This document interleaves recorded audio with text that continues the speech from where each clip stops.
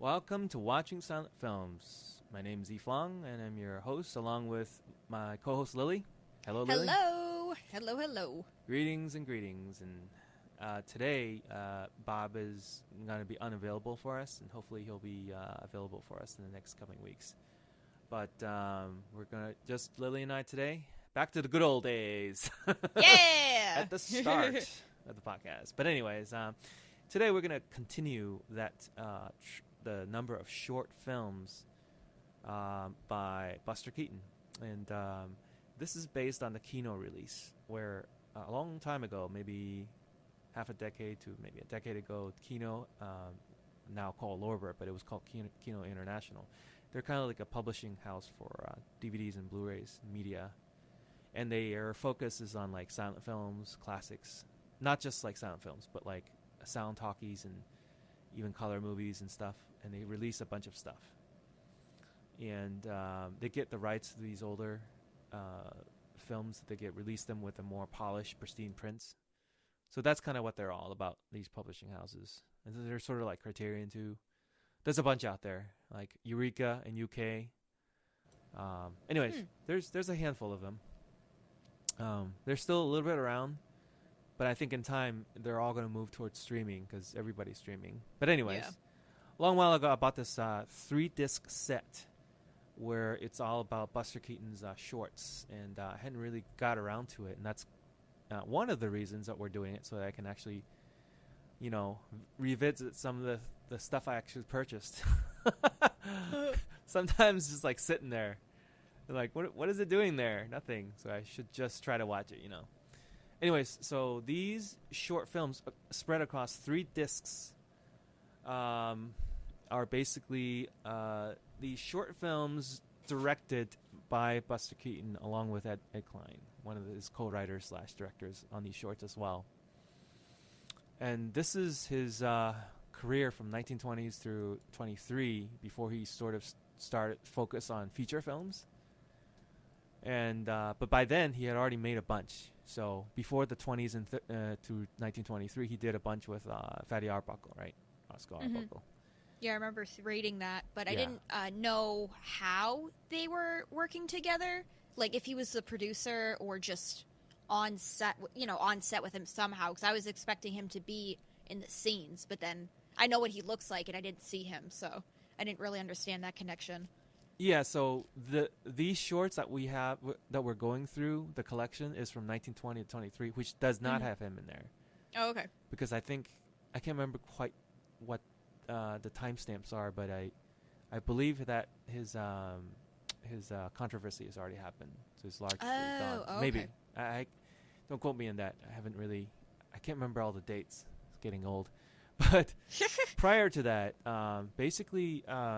Buster Keaton was hired by, I think it's Metro, who is the film company that was making all these films, and they had obviously a troupe of people, and so they basically was like, let's, you guys go together and make all these shorts. So Arbuckle and Keaton basically started a career. I don't know if Arbuckle had probably made more stuff probably by then, but Buster Keaton came into this because, he had an extreme, like he already started his career at age 3, 4, 5, right, on the vaudeville stage, and so he's by the time he was like 20s or something, late teens, early 20s, he's super experienced. I mean, that's already more than a decade, even though he was kind of a kid still, right? Yeah, you can definitely get that vibe off of him because he's always very playful in his character. But what I'm saying is you could tell that he's super experienced with the way he moves his body and the way that he does the vaudeville acts. And we'll talk more about this when we get to that short, The Playhouse, which I think calls back to so much of his other material when he was doing vaudeville.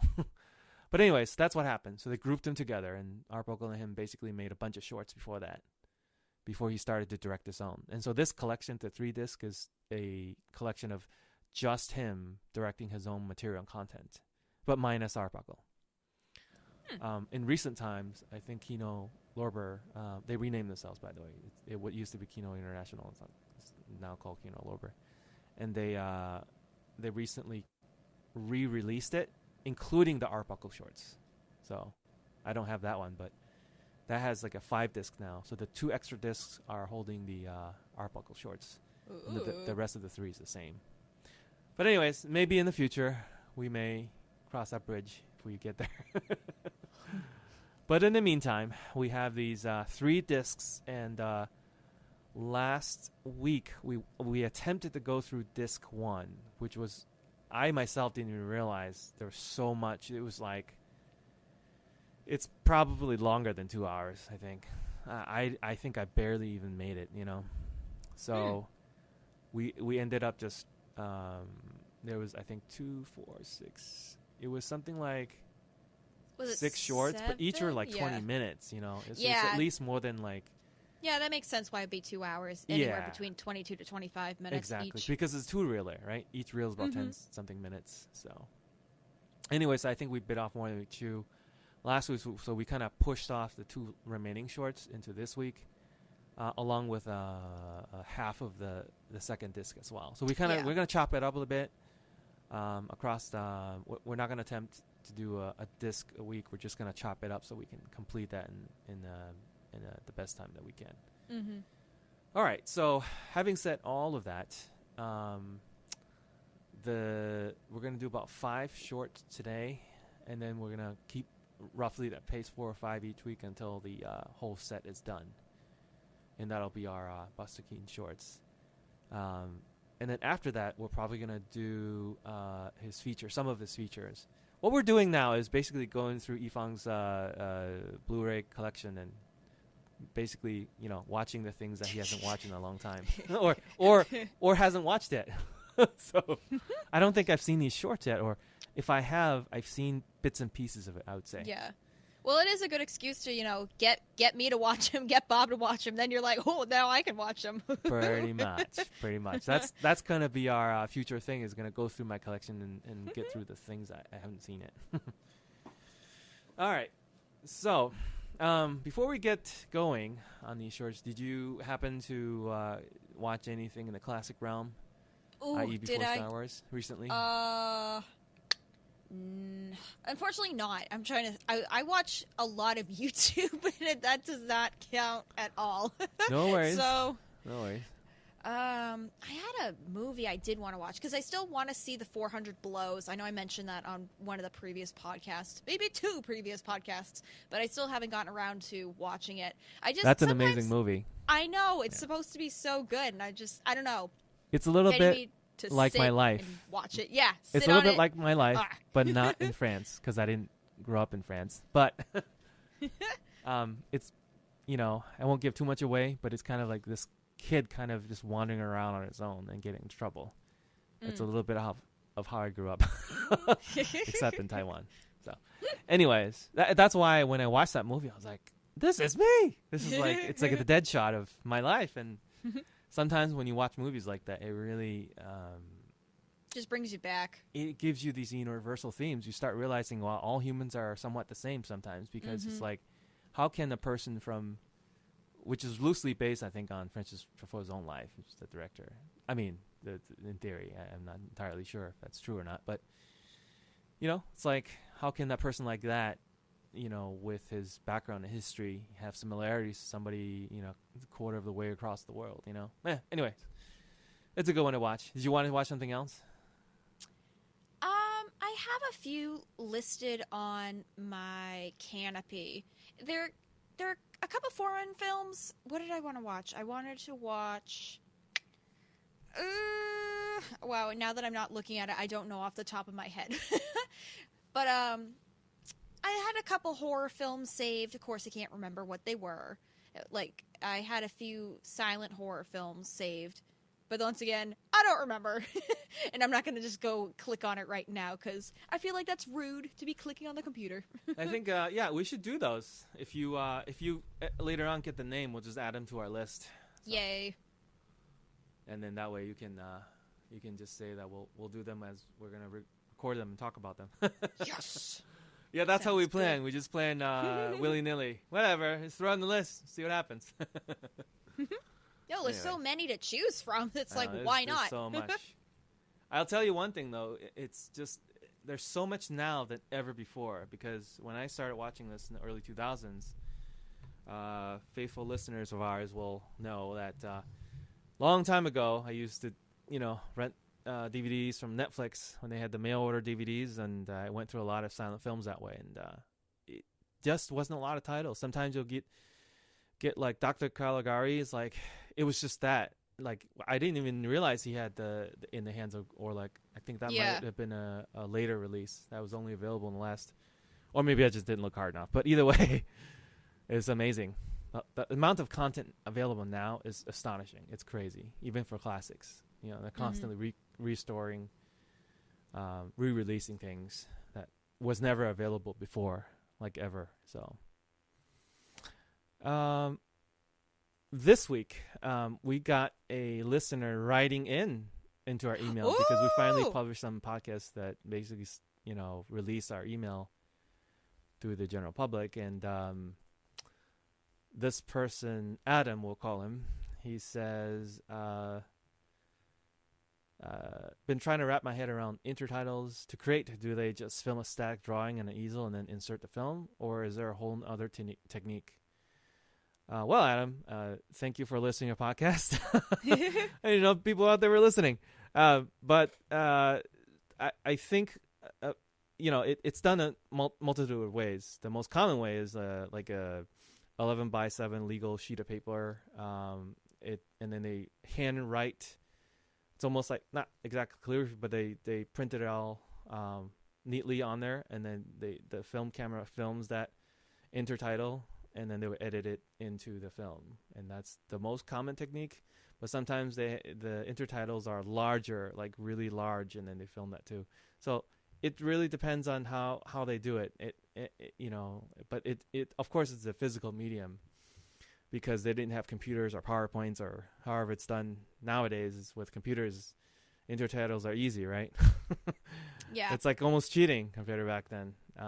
I did actually create a new Nitrateville thread about that, asking this question, and a bunch of people chimed in. I really wish that there was a YouTube video. I know there's a recent YouTube video, not recent, but YouTube video showing you how Harold Lloyd's stunt with the clock, when he was falling off the clock, was done. It's basically like that was part of the series. Yeah. So I remember basically, watching that. like I wish that they had something like that, but for like intertitles, because you're right, it is something that's totally interesting, and I actually never thought about that. So thank you, Adam, for bringing that up. I'll send you a link of that thread, but also link it in the show notes so that other people can kind of chime in and check it out. And of course, thanks to Mike Gebert for creating Nitrateville as a community. And I think for more than a decade now, it's an authority of community on just classic stuff, not just silent films, but talkies as well, classic talkies.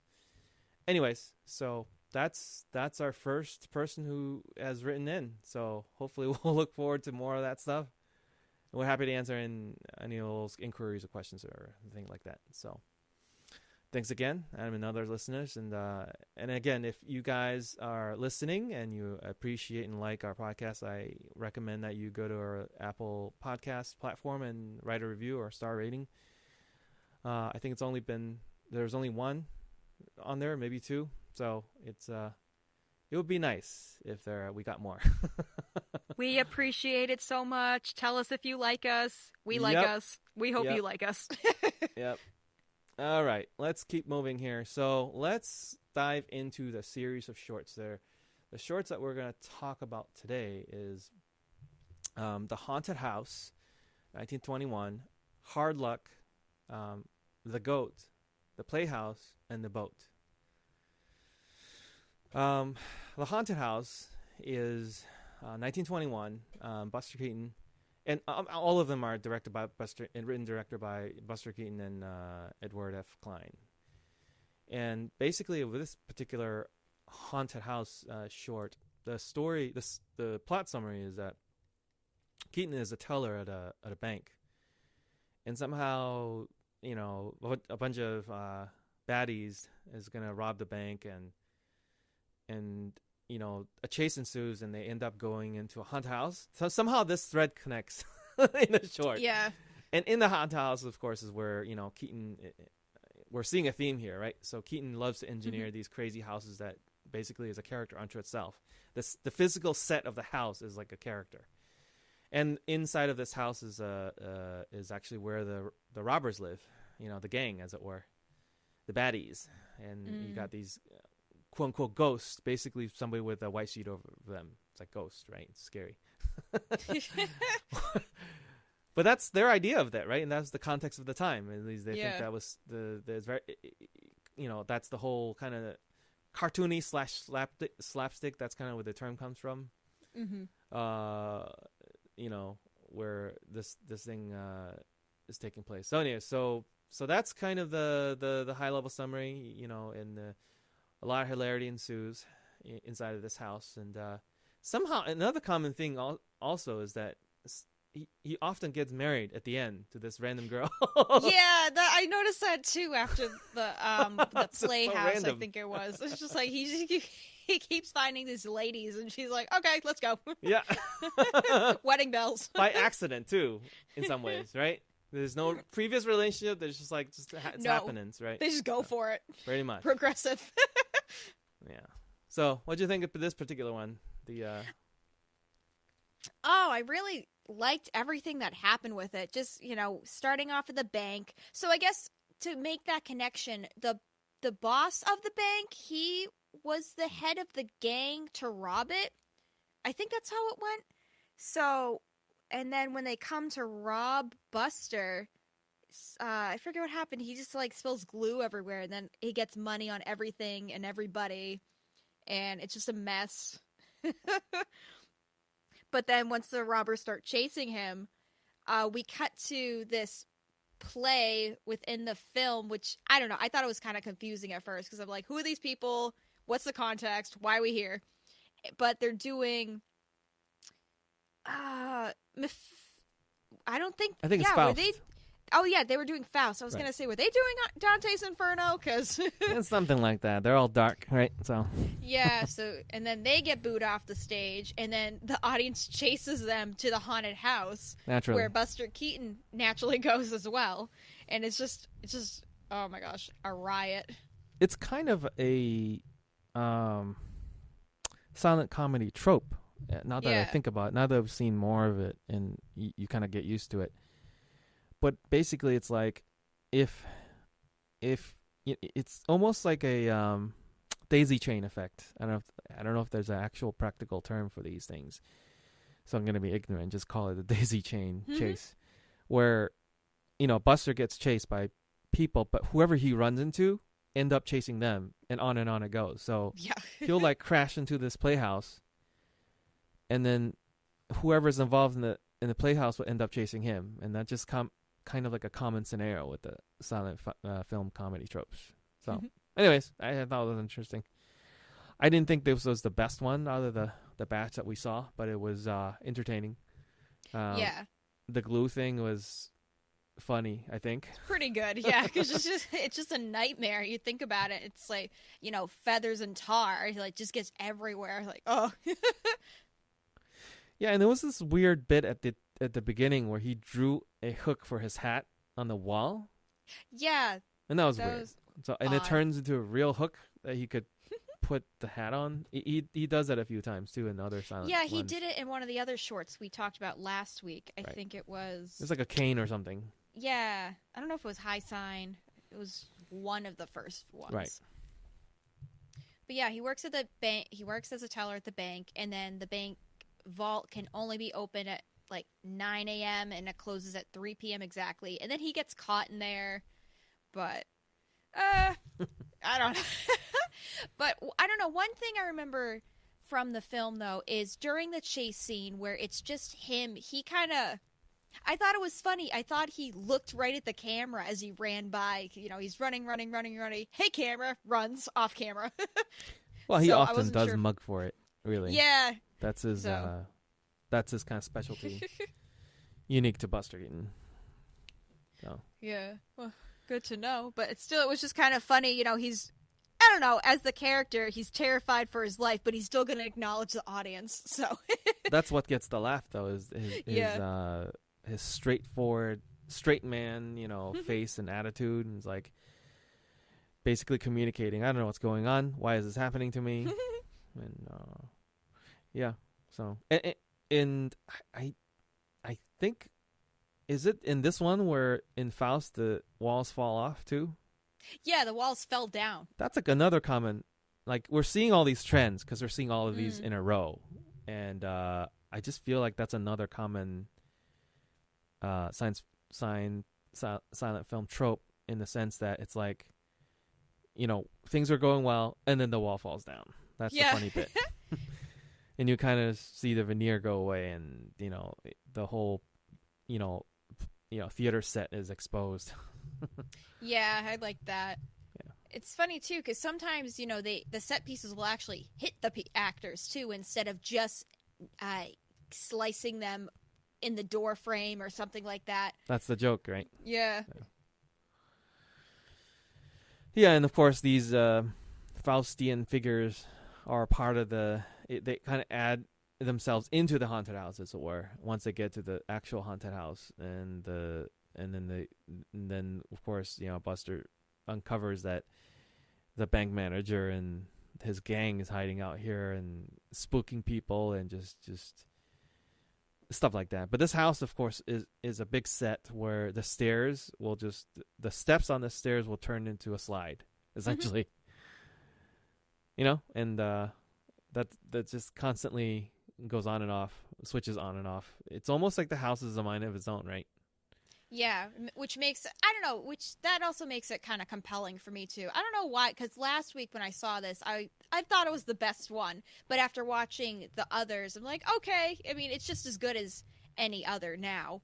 Yeah. But I agree, the mechanics that, they have to think about back then into what the set is going to be is just very, unique and, inspiring for everything that comes after and what we have now. Because if you're thinking of ideas to do, you could okay, let's try the whole stairs into slide idea. I don't know. A lot of it was engineered by Buster too, and yeah, he really enjoys doing that, along with his gag team, right? So, Anyway, so I thought the bit at the end when he gets knocked out, and then he imagines that he's going up in heaven, and he just ascends these huge amount of steps. Of course, at the end, he was like, "Nope." And then the whole entire stairway to heaven turns into a slide, just like, the haunted house. Mm-hmm. And he goes all the way down to hell. It was pretty intense, just like, what's happening? And then he gets woken up by the lady, and then they get married. Or not, of course. I don't know. Somehow, that's always going to be the happy ending, right? So it's like the height of life, apparently. So marriage. Yeah. Anywho, so it goes on. Any other parting thoughts about this? I think I thought it was entertaining and it was well done. Again, the house is a set piece, but I compared to the other ones, I don't know if I would put this up there. Yeah, it's definitely worth a watch. If you're gonna watch any, if we're gonna pick them like a 1 through 5 rating, I'd give it at least the 3 because it's definitely a solid short. Yeah, similar. All right, let's move on to the Hard Luck, who is about this.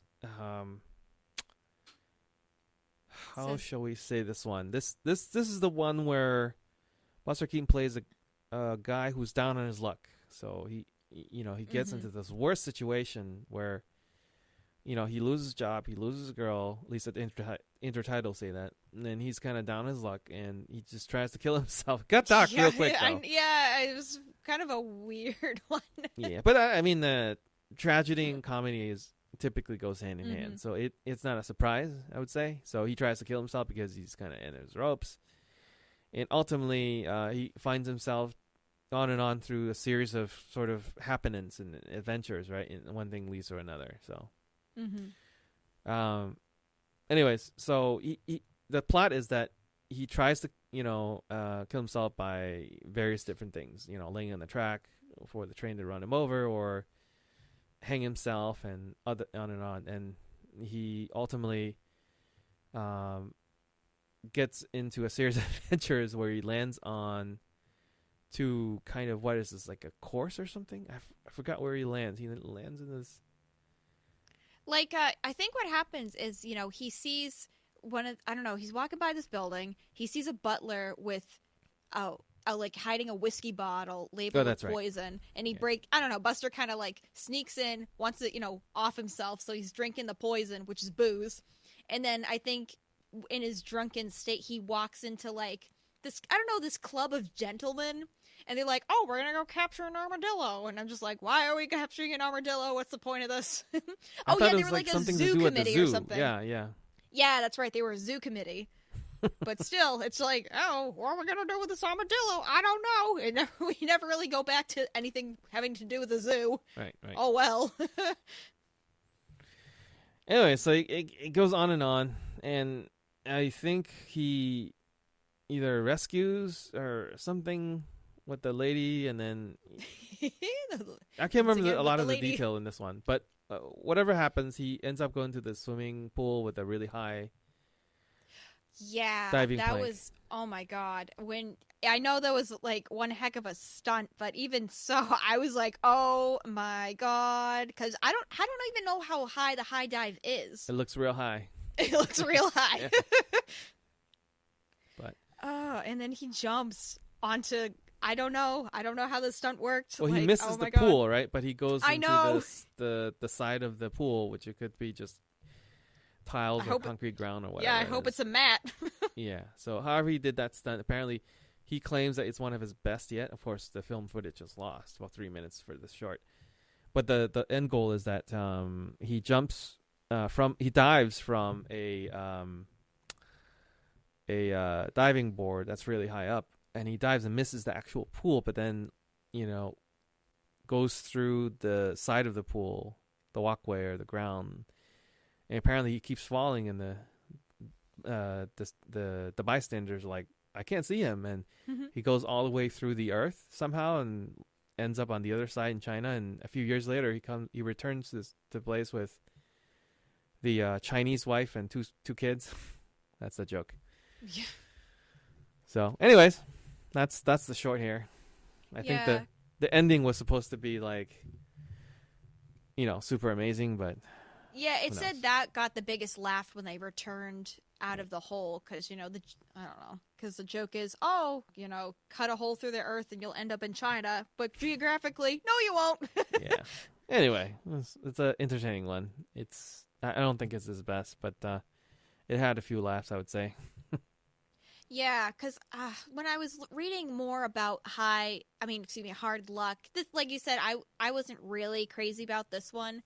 I guess it's, he's down on his luck. He wants it off himself. But then after he starts getting, more experience and he's doing a little bit better. His confidence is building up. At least that's what I'm getting from reading some stuff online.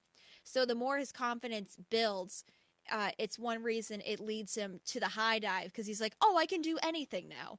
And I'm just like, okay. I don't know. That was just a point I figured I'd throw in there. And I also read, too, with this, I think the film is complete now, because I think they found most of it in 1987, and the rest of it was found in Russia. I think that's what I read. And it was just like, oh, okay. Yeah. So I don't know if it is available. Oh, okay, gotcha. So it is available, but I don't know. It might be on YouTube. I haven't looked it up. Maybe it's on YouTube.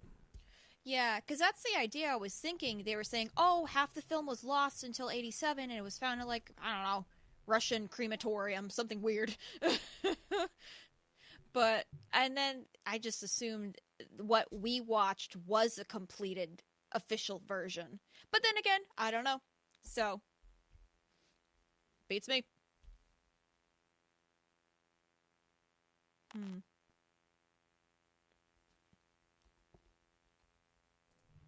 Yeah, I'm trying to look for it, but I don't see it.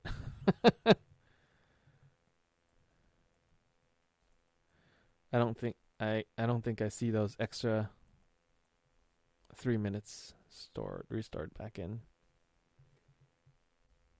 I know, because if they did, I don't know, because it's just the way the film is filmed, at least watching it, it doesn't seem like anything's missing now. But unless it's like he and his new family go to meet people, but I don't know. Oh wow, it's on here. I'll put this in the show notes. Ooh. Yeah, it's pretty cool. They reintegrated the scene. It's on YouTube now. That's the beauty of like his stunts. He just jumped without any safety nets into the side. I mean, of course, it's not real concrete, of course. Yeah. But he gets out of the same hole. Yeah. With the Chinese wife and the 3 kids, actually. 3? Oh, yeah, one's geez. a baby. It's pretty interesting. Anyway, I'll send you the link. Yeah, I'd like to check it out. That is hilarious. I wish they could restore it. The image is pretty awful, though. Yeah, there's a few different versions on YouTube, because I know I have the credits for Canopy as well, but I figured I'll just watch as close as I can, because most of them are from Kino, which was really nice too. Just watch them on YouTube. Well, it's because they had the rights, I think, for the Canopy to watch. But then, of course, YouTube, there's a bunch of other ones now on there. So, anyways. But that'll actually be kind of interesting to talk about for the next films, because I watched colorized versions because I was super curious. Oh, yeah. I mean, sometimes they do that. They have colorization that was not completely gone, but on and off. It wasn't, I don't know, it probably was very popular in the 1910s and close to 20s, and then it dropped off a little bit, but then you got some people still trying to do that in certain films. Like, I think Nosferatu had some colorization as well, for example. Yeah. And that was a little later as well. But let's, anything else for Hard Luck? Nah, not really. Nothing really stood out for me besides the armadillo never being caught and that he almost broke his neck jumping off the high dive. Yeah, that was an incredible scene. Just check it out. The Goat, 1921. The plot is he's playing kind of just a guy wandering around doing nothing, I guess, like, and then down on his luck again too. Well, that's his normal character, but he gets his picture taken, and I don't know what this Deadshot Dan did, but whatever he did, he moved the camera so he would take a picture of Buster as the mugshot of him instead, and so when the photo of the wanted poster, because ultimately this Deadshot Dan escaped too, and did you see how he escaped? He escaped by turning off the lights. Yeah. I thought that was so stupid. But anyways. So this criminal who's in jail, Buster walks by this jail, and they're taking a mugshot of him. This Deadshot Dan captured murderer. And instead of the actual murderer, they took a photo of Buster Keaton. And of course, naturally, this Deadshot Dan escapes, right? And after it escapes, now there's wanted posters of this, criminal everywhere, except that it's a picture of Buster Keaton and not of the actual Dan. Yeah. So then, of course, most of this adventure is all about him, being identified as a criminal. And he goes all over the place, and so. He does, though. The other thread, again, the trope returns, where he somehow stands up for a woman who was being berated by a man with a dog or something. I mean, the woman had the dog, and then the man was berating her for something, and Buster Keaton stood up for her. And somehow at the end they get married or something. Was that one of those? Yep. Yeah. That's another trope. Oh no! Yeah. What it was is this. No, the lady actually was the one that was married to the chief of police or something. It was his daughter. Was it that or what? I can't remember. One or the other. I couldn't quite tell. And then yeah, I think it was in the like just reading other stuff too. It was his daughter, and then I don't know. She was taking the dog for a walk because then that's why Buster decides to go marry her. Yeah. Well, the ending was it says furniture store and says you furnish the girl, we furnish the home. He carries her into the store because that's how they did it back then. So. Although this particular short is very well known for that speeding train, where the train speeds up towards the camera, and then with Buster sitting on the train, going right up to the camera. Yeah, I saw a few people commenting about that, and it is a really cool shot. It's a very iconic shot, but it's like done backwards. You could just tell now, but so like I didn't notice that. So when you film I'd have it, to right? Watch it again. When you film it. It's basically the train moving away from the camera. Mm-hmm. But when they edited this, they reversed it and sped it up to feel like the train is moving towards the camera at insane speeds and all of a sudden brakes super fast towards the end. Well, yeah, that makes sense. But what's cool... Now you bring it up. But the cool bit is that he performed it backwards. Because his performance was that the train would stop. Assuming if he did it for real, like... The train zooms towards the camera. He just looks nonchalantly to the left of the or to his left, or our right off the screen. Like he does a bit of acting there. But imagine this: you have to act backwards. Yeah. So that in your mind, you know that when you reverse the film, it would be normal. So I think that's a brilliant piece of acting.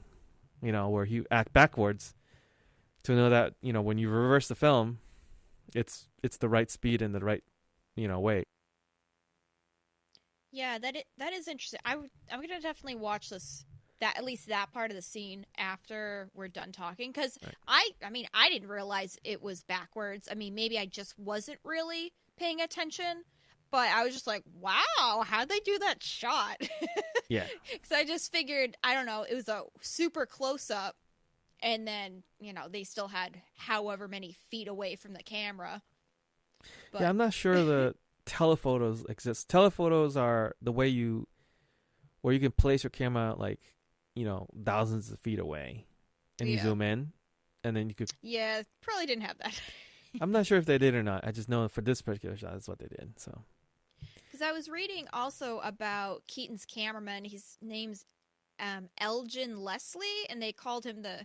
human metronome for his ability to crank consistently at any requested speed, which he's more noted in the Playhouse as well. But we're talking about how you have to get everything shot correctly, and then Buster has to be on his best too. But yeah, if you think about how they used to do things back then, that was incredible to manually crank the speed of the camera. Yeah. So. Anyways, so that's kind of this story. Do you have any other notes about this particular one? Well, I didn't know why it was called the goat, but I saw a note from somebody on YouTube saying scapegoat, and then I was like, oh, okay. Because I don't know, I was expecting a goat, because, animals. Yeah. You didn't think that stood for the greatest of all time? Like Brady? No. Just as Brady is to football. Buster Keaton is the silent film comedy, the greatest of all time, right? It was pretty funny because that didn't exist back then, but now it's like, oh yeah, I guess. But anyway, go ahead. I don't know, just gonna say there are a lot of laugh out loud moments, and it was super enjoyable. And I felt bad for the cop that got hit by the horseshoe.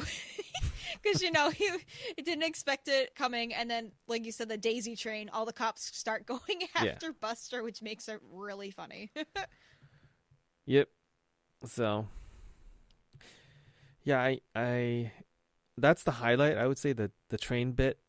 He loves trains, so you've seen trains already from like 1 week, and it's kind of a common thing, and that's why he made the general, right? He's a big train fanatic. Yeah. So that's cool. other highlights, I would say, let me think. I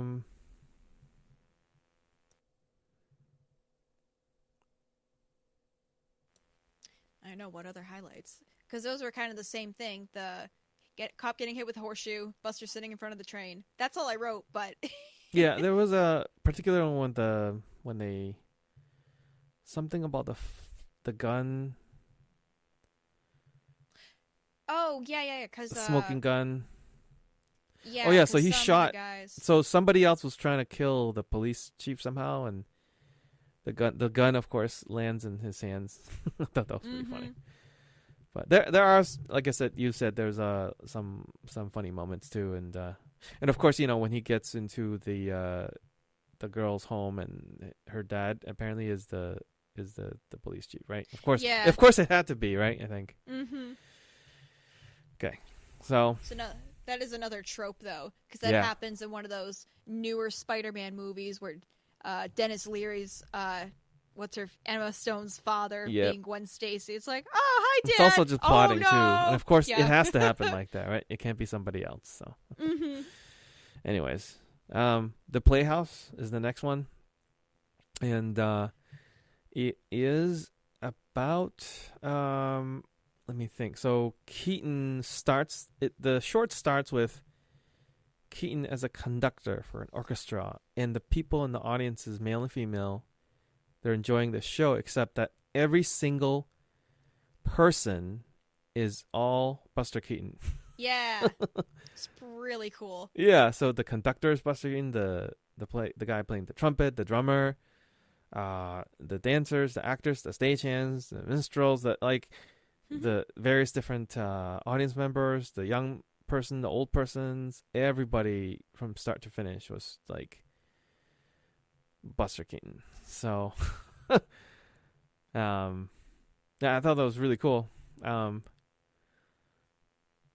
Yeah, someone likened him to being in the lady makeup as drag, but yeah, not kind of, but not quite.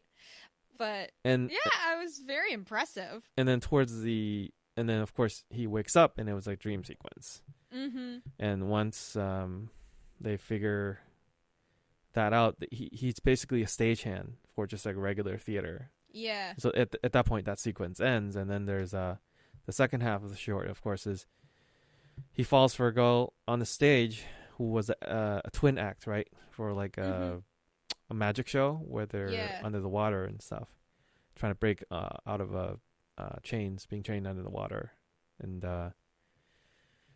Keaton falls for one of the twin, and that's the other comedy is that it's he doesn't know who's who. right. So that's essentially it. So that's kind of the whole short. But I will say, like, to me, the showcase of this short is ultimately the beginning, the first half, which is the scene where every single person is Buster Keaton. Yeah. I mean, that's like, it's astonishing the way they're able to do that back in that day. So that's just amazing, however they did that. Yeah, and I also got a note, it's the same thing, talking about Elgin Leslie, who did the train shot scene in the last one. What is the note? The note is, Keaton's portrayal of 9 members of a minstrel show required the use of a special matte box in front of the camera lens. It had 9 exactly machined strips of metal, which could be moved up or down independently of each other. Excuse me. Yeah, so I guess, they would shoot the film, and then he rewound it, and they would open the second segment to do the other instrument, and then he refilmed Keaton in that sequence. And then I guess what they also did is they repeated it again and again. So it's pretty, reading this is just like, wow. Yeah. You had to go perfect to get this right. And it's pretty amazing. Because, they were like, oh, well, since it's silent, we don't have to worry about the music syncing. But as long as the movements were correct, they're fair game. But that's what's really cool is the effect was done in camera by reminding. Yeah. And if you fail and just like, 5 out of the 9 members, you have to destroy the film, start over. It's pretty incredible. Oh my god, yeah. I didn't even think of that part. Yeah.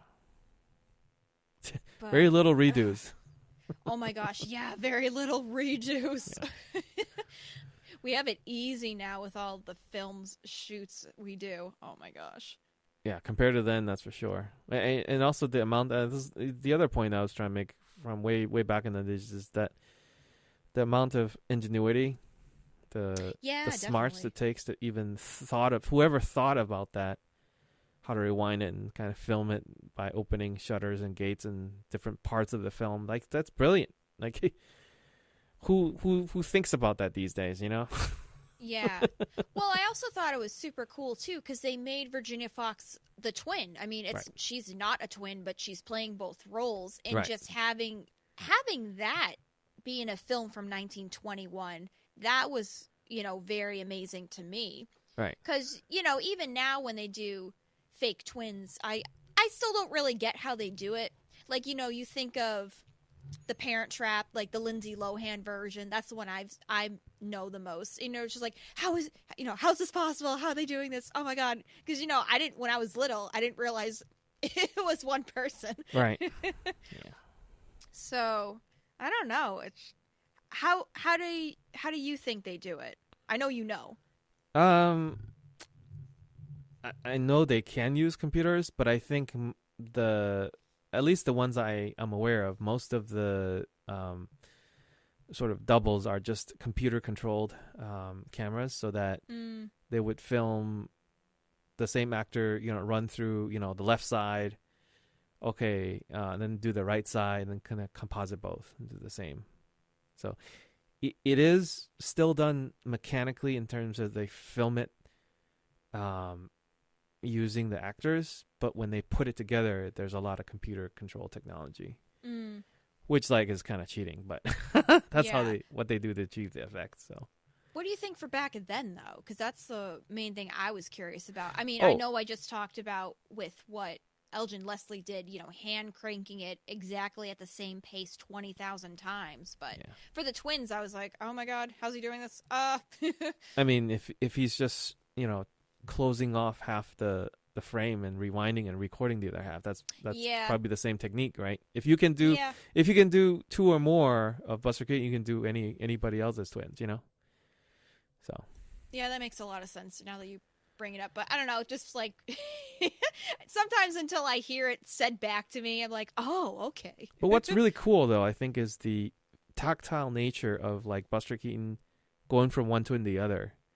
That is complicated. I don't know how that's done, but like if the twins were like offset to the side and just like not doing anything, idling, and that's fine. But I think there are some scenes in there where he goes, like, he kisses one by mistake and she slaps him and goes off, and then the other one, oh, it's this one. Like, it's so tactile and so seamless. Yeah. And that I don't know how they do that. So yeah, the only thing I could think is if they would have a stand-in back then to at least, but I don't know, then my future brain's thinking, oh, well, they can't edit her out. Not really, but I don't know, possibly. Anything's possible back then. Yeah, so the technical stuff definitely is amazing, and the set design, again, is amazing, and, Keaton's certainly the one for the, and then there's a remark in there, this fellow Keaton seems to be the whole show. Yeah, that was funny. But I think it was because it was a dig at another contemporary, Thomas Ince, who was another filmmaker, and that filmmaker likes to credit himself a lot. Like on the title sequences, he'll often be like, edited by Thomas Ince, directed by, and this and so on and so on and so on. So that's the fun part. Yeah, and he's just digging like no one cares.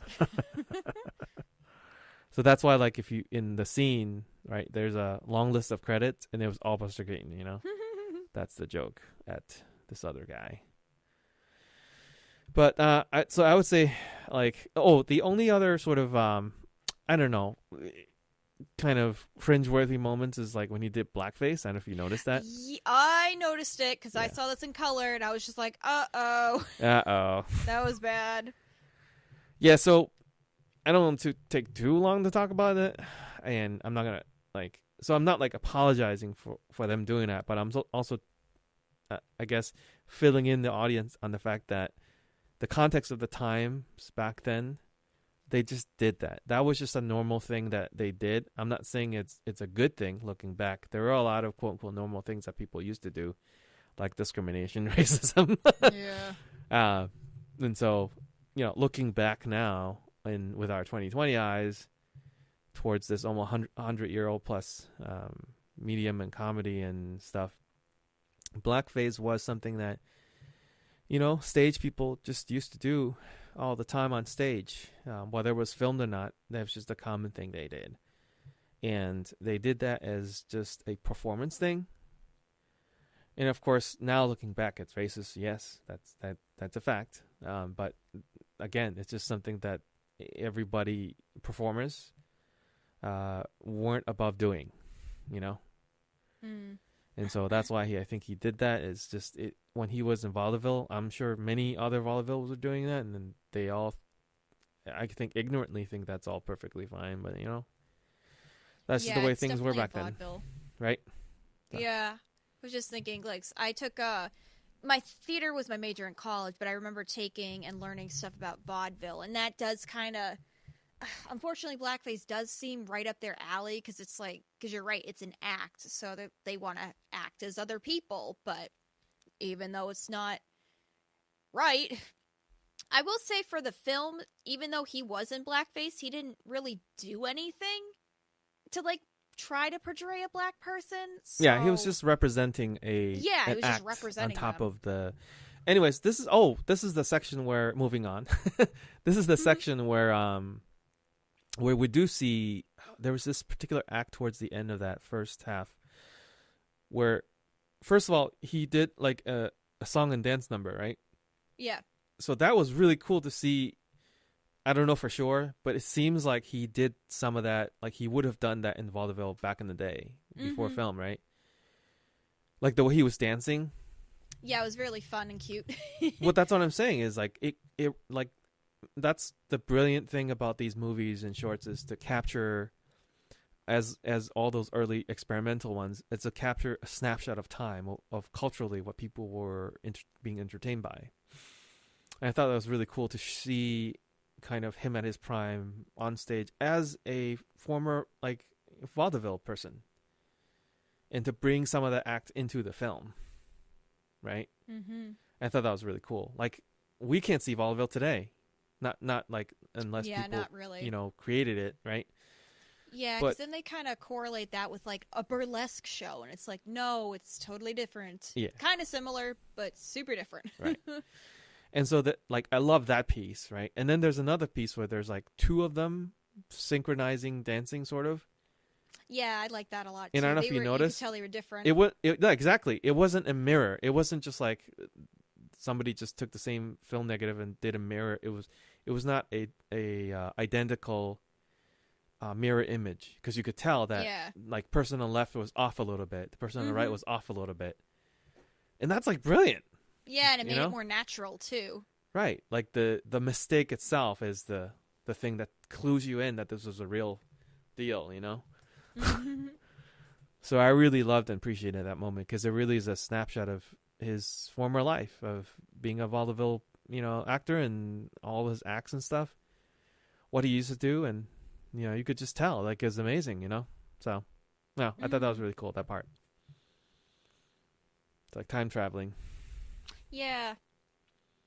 One thing, this was a note I brought up. I know it's not really anything to do with the Playhouse itself, the film, but I noticed that in this film, the same set of stairs popped out from which were in The Goat. So, in The Goat, the chief of police was waiting for him to come out of the building when Buster takes a tumble.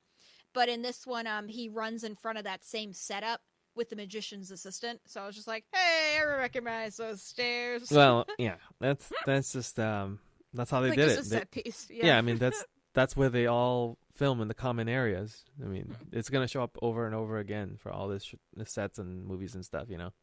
Yeah. Unless they have money to travel, they'll just be in around the same area.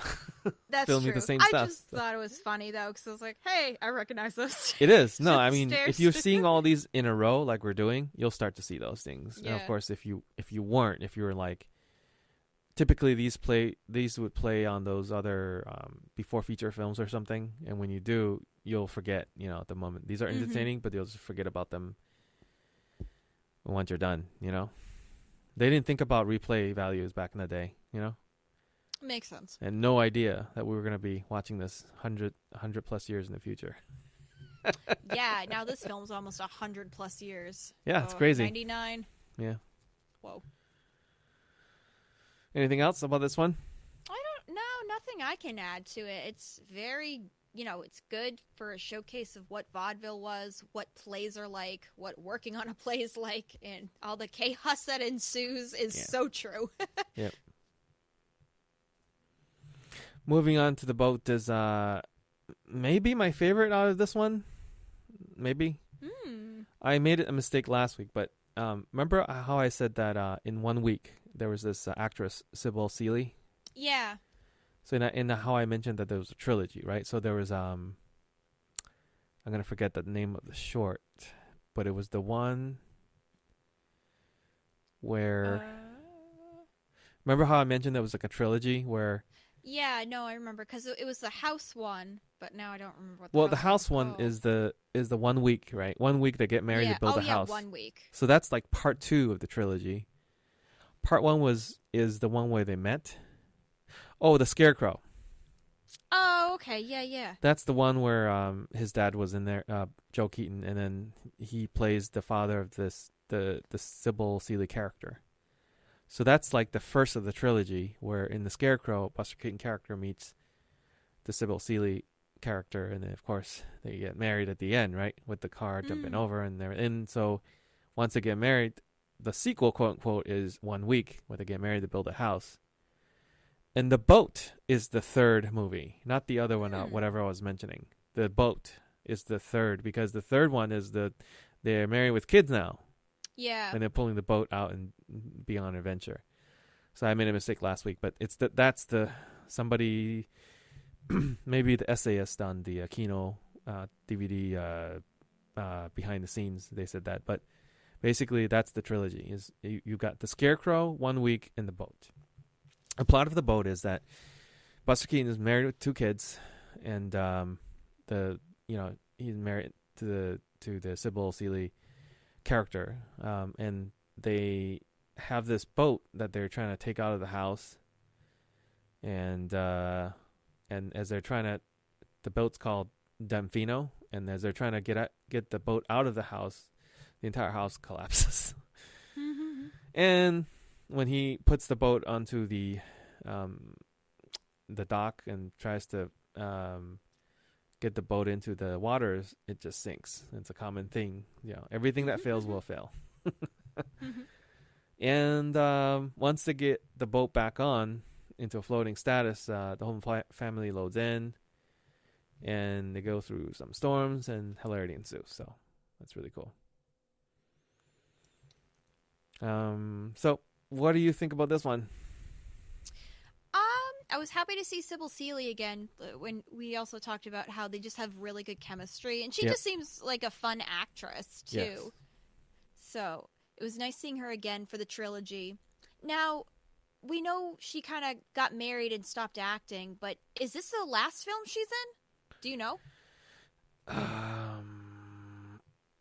I didn't dig in for sure. Let me think. Let me look here. So her filmography is 1919 all the way through 1922. So this is towards the end. The Boat is 1921, but she made 3 more movies after this. Sailor Man, 1921, On Patrol, 1922, The Frozen North, 1922, and that's it. So. Yeah. Okay. But yeah, it was nice. Yeah, it was just nice kind of seeing her again, and they had the kids. The Frozen North, 1922 is Buster Keaton again. So what do you know? That's the final reunion. Anyway, go ahead. What was he saying? I don't know. Something about their kids. It was kind of funny because the way they were like just picking them up and throwing them around. Seems like good parents. Well, of course, that's the callback to Buster's upbringing. Is when he was in vaudeville, that's how he grew up.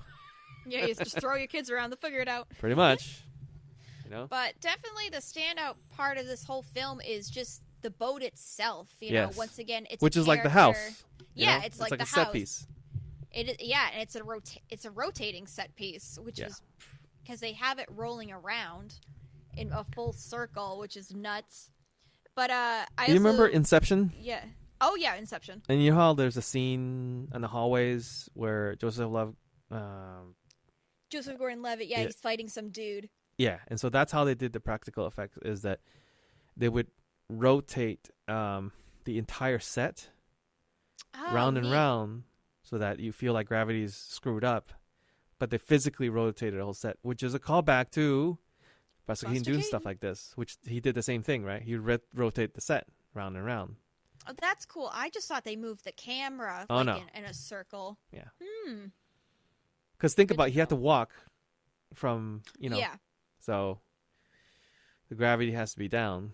So that's like film technique hasn't changed in 100 plus years, right? Yeah. If you wanted to go practical route. Well, I guess another go practical route. They made a miniature for the boat model. Oh right, yeah. So there are some scenes in there. It's the toy. Yeah, it's the toy. And then I was thinking of James Cameron's Titanic, because they used miniatures too. Right. When they blew up certain parts of the fake Titanic, like, hey, Buster Keaton. Maybe not so much with that, but. Well, I would say the effects, a few decades afterwards, were a lot more involved.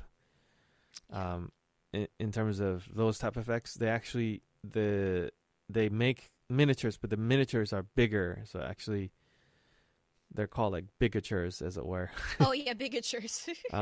That's a term that I heard in Lord of the Rings when they made bigatures, but I'm not sure if it's been used before that or after that. I'm not so sure. But anyway, so these quote unquote miniatures are kind of huge. They're like, if you're doing buildings, some of them could be,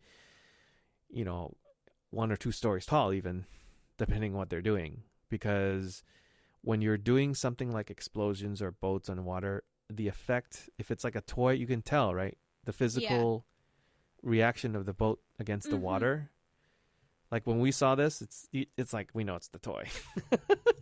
Yeah. Nobody has to explain it to us. We can just tell. We just look at it. Yeah, because it's the weight and disparity and all that stuff. Yeah, but if you look at like Titanic, things are. It feels like it's bigger because they're slowing it down. Yeah. And it feels more massive, and so there's a way to. That's why they build it bigger, so that it reduces that effect where it's like you feel like it's a toy. You know what I mean? Mm-hmm. So they've definitely improved them on the effects after that. But in terms of back then, of course, that's the best they could do. But I will say that some of the most challenging things in film is to film in water. Number 1, number 2 is with children. And he did both of those here. So that's the challenging part, I'd say. But, every time he tries to take, from the beginning of trying to take the boat out of the house is destroyed, and then the car, gets screwed up because he's trying to get water. Yeah, and all those little, things, it was pretty funny. So that I feel like this is probably, to me anyways, the strongest of the ones we watched today. Because of the boat thing. Yeah, I mean, that alone is very impressive. I mean, just comparing it to the haunted house, I mean, you have the same idea where the house is alive and kind of the boat's alive, but I don't know, you just really have to, I don't know how to explain it, like, you just have to know how to work it, if that makes any sense. I don't know. Maybe it doesn't make any sense. Because you have to sell it, essentially. Yeah, you have to sell it. Thank you. Just like, because it's just the way the boat moves is just so insane, and then Buster has to just as the actor, just deal with what his situation and how he's gonna pursue. I do love that at some point he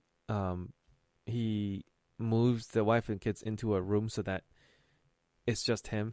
It's kind of Yeah, showcasing oh my his gosh. performance above the others.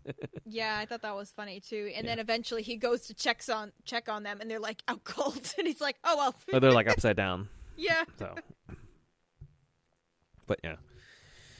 And I love how the way that the boat is named. Did you get the whole point of the name of the boat compared Damn to the if I most? know. Exactly. Now they can't say that in the intertitle, or they can't write that Mhm. rather. But they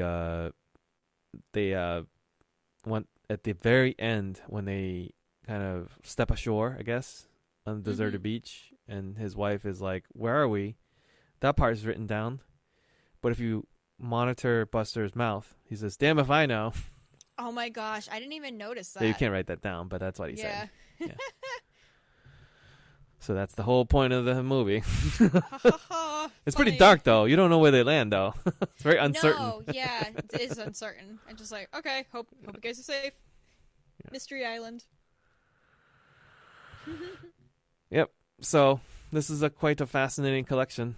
I think the boat is the strongest that I remember of all the ones that are out there. And any other parting thoughts before they close out from all these collection? Not just this one, but all the others. Yeah. I guess just because of my theater background, the Playhouse is the one that stands out the most to me in this section. Right. Because, everything is relatable to me, just the whole being backstage and being on stage and maybe not, being in drag exactly, but, playing characters. So that He was that really probably... convincing. It's kind of Yeah, scary. oh my God, it was so funny. Yeah. He goes from the mother to a child to a rich lady. He did the old man. The old age makeup was cool. I 'Cause love saw that, yeah. in the colorized version. Yeah. So yeah, just the way he did the I don't know, the saucy lady with her fan, her like really pouty pout with the lipstick is just like, So. And the kid with the candy, and the candy with the getting candy. stuck in the eye. It's very funny. But yeah, this is I'm really happy we're doing this collection now too, just to learn more of Buster Keaton. And I know there's a lot of movies, but I'm not complaining. Yeah, it's certainly it's a little bit to me like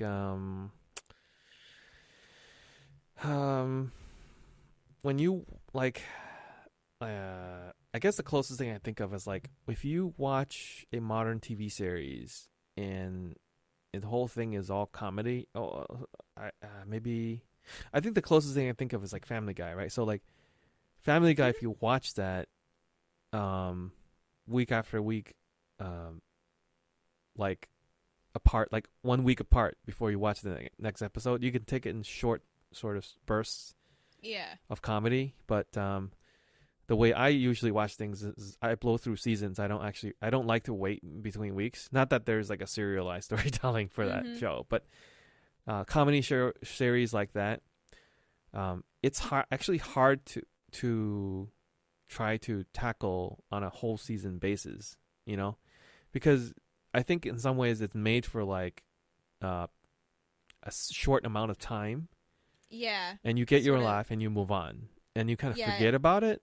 And then when you return to it, it's funny again, right? And then I think your memories of it is better than just the, you don't know if it's actually the short's good or not, but your sort of impression of that time that you spent laughing at it was good, Mm-hmm. And I think comedy is best when taken in short spurts like that, even the greatest ones, right? Yeah, that makes sense. But if you're like ingesting it in whole one fell swoop like we're doing now, it's like, I mean, he's good, but it's like, it's a lot. Yeah. Because like I said, like that's how I do the Family, because I don't like to wait from week to week to week, and it's really hard for me to just like wait, right? So with that series, I tend to wait until the season's over and then just blow through the whole thing. My problem now, of course, with that is like it's the same thing with these Buster Keaton shorts. It's like it's so much comedy to ingest all in one fell swoop. Like you don't get that time apart from week to week to kind of appreciate it, Mm-hmm. And so that's how I'm feeling now. Like we're going through this. It's like whoa, it's ha ha ha ha ha ha. It's like, Yeah, I don't know. I mean, just not with like last week. I kind of watched them. I'll agree. I watched them all at once, kind of right before the podcast. So I didn't really get to ingest everything like we're saying now. But with this section, having, watched the two the week before, I kind of broke it up like one in the morning, one at night, and one the next day. So it was nice in that respect. So it was more wasn't episodic. Yeah, it was more episodic, and I felt I could actually grasp what was happening for the most part with whichever one I was watching. But I was able to enjoy it more. Yeah, you appreciate it more. Feel. Yeah. That's what I'm saying about comedy shorts. Mm-hmm. Is that as good as anybody is, it's like you have to kind of take slices of it. It's really hard to just blow through hours and hours and hours of like short form comedy. You know what I mean? Mm-hmm. So anyways, that's my experience with that. Maybe it's just me. Maybe it's other people too. I'm not sure. Okay, so any other final parting thoughts about these series of shorts? Nah, I don't think so. I think when we get to the feature films, he tends to, and not just unique to him, but a lot of the films tend to be a collection of shorts anyways. Mm-hmm. You go from a gag or a scene to the next, and it's almost like he made 3 or 4 shorts and strung them together as a feature with some line of consistency of plot or something or character. But I don't know. That's what I remember. But I haven't seen a lot of his features in quite a long time. So maybe I might pick up something different after that.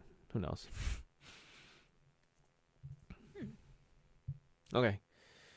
So, and by the way, the Roscoe's thing is what year was that? 1921.